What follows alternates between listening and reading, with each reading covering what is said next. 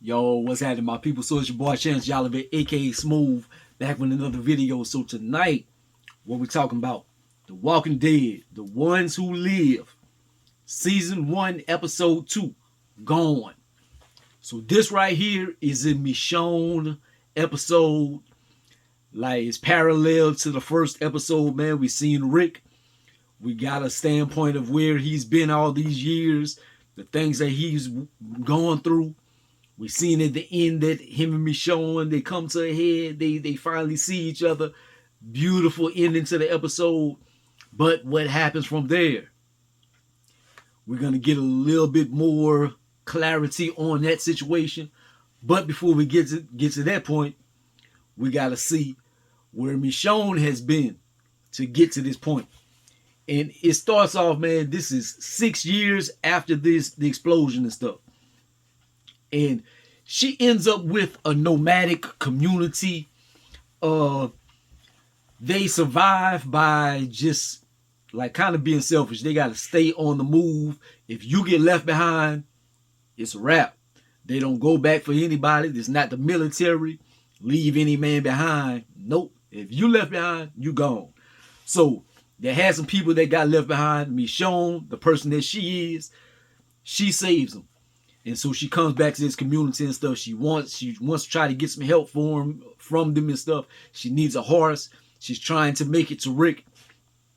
She has to negotiate with them and stuff like that. But she saves them. Homeboy Nat, he's a stellar member of their community. He is very integral to everything that they got going on. We find out more about his story later on. But we see King Bach. In this episode, I remember he was from Vine and stuff like that.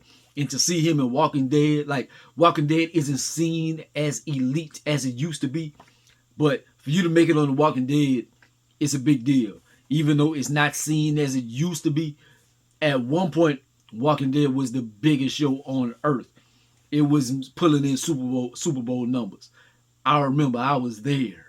But anyways, this is one of the largest hordes in Walking Dead history. Michonne ends up getting the horse and stuff. She's looking in the binoculars and all that. Yo, this group, it is for miles and miles and miles, stretch as far as the eye can see. How is she going to make it past that? She shoots some stuff into the crowd, like some little explosives and stuff. She's trying to clear them out in some kind of way, maybe distract them. But it doesn't necessarily work. They have a walker in their situation that has like just a bunch of gas cans tied to him. He explodes, knocks Michonne off her horse.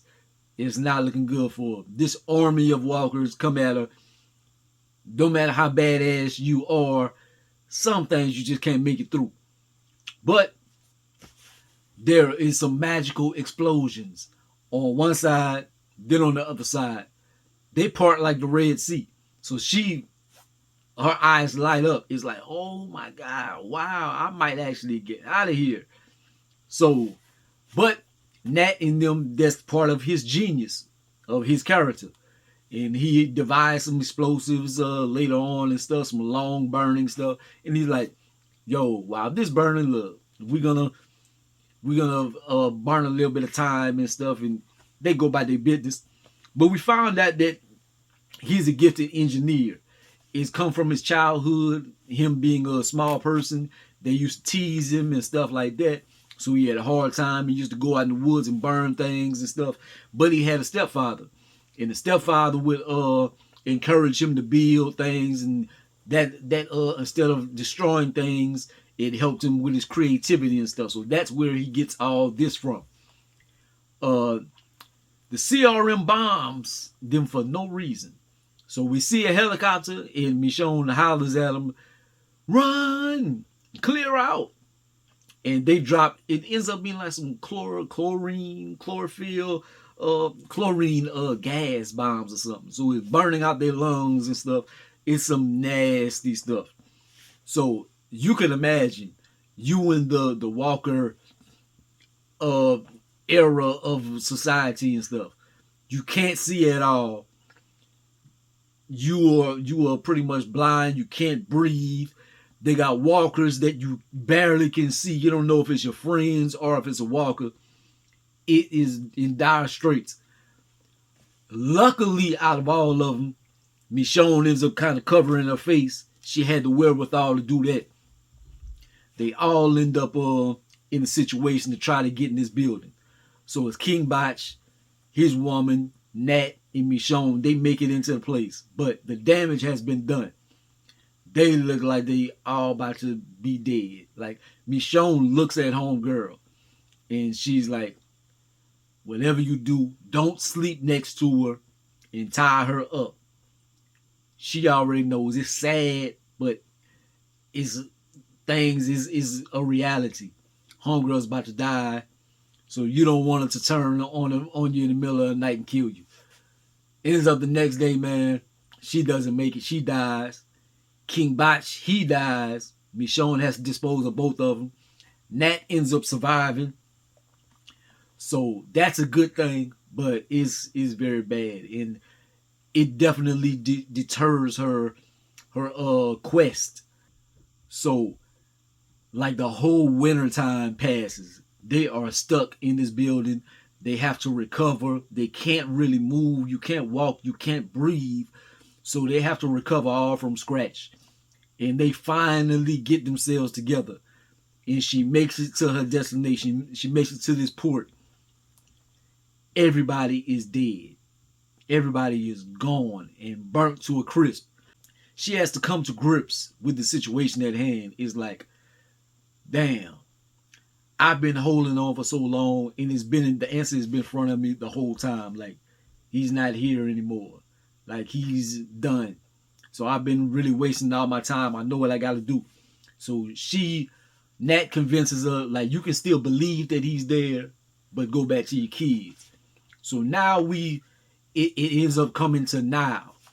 And this is where it intertwines with the first episode. And we see the CRM helicopters and stuff. And why did they shoot it down? Because they dropped bombs on them. Killed all her friends. So they shoot it out of the sky. One by one, Michonne and them, they shooting her and Nat.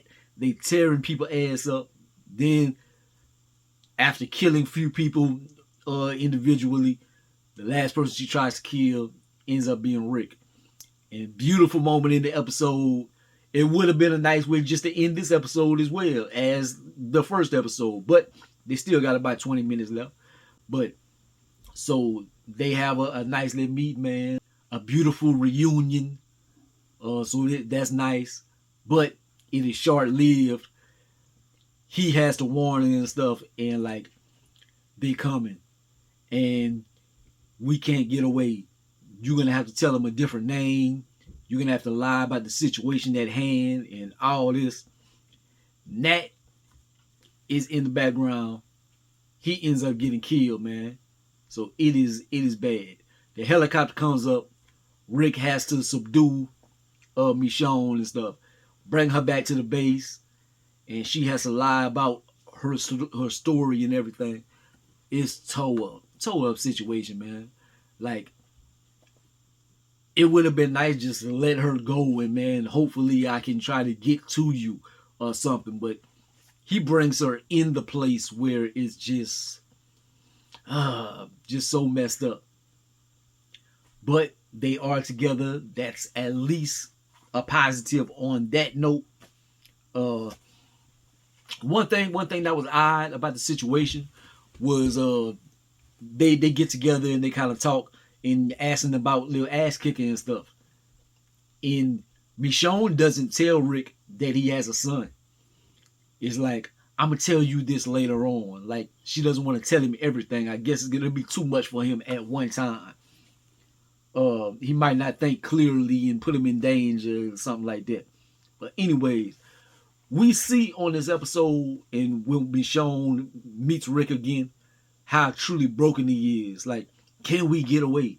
Can we fight them? No. Like, it's impossible. It seems like it.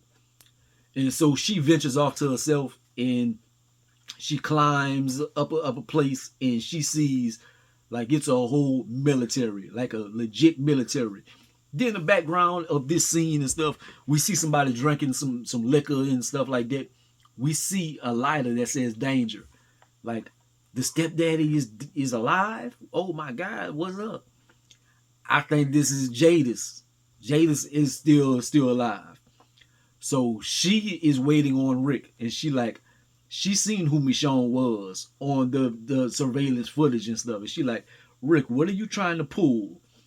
Like, you know you can't get away, but now you got Michonne, and she has that danger lighter. So, what does that mean?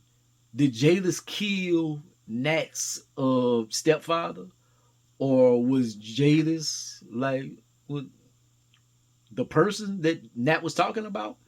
Like, I don't know. This is a funny little situation right there. I call her fake Mila Jovovich. But anyways, that's pretty much the end of the episode, man. And it's interesting. It looks bleak. That's the only negative to me. Is like, damn. We seen like Negan and them in a bunch of situations with Alpha and them. And it's like, how are they gonna get out of this? This right now, and then if the season is gonna be like 6 episodes, how in the hell will they topple this regime or get away in 6 episodes against this army that Rick hasn't been able to get away from for this multitude of years? That's gonna be tough. But the thing is, they said it after the show. Like, Rick is one thing, but Rick and Michonne together, they can accomplish anything. So, with her there, will she add that little extra to get them through the situation? Maybe some of the Walking Dead universe people will come around in that storyline, and those characters, they're gonna need some help. They're gonna need some help. But anyways, man, that's my thoughts on episode 2. My little quick synopsis. Well, not a quick synopsis. But anyways, man, like, comment, subscribe. Gonna be the greatest and most hated, man. I let you boy.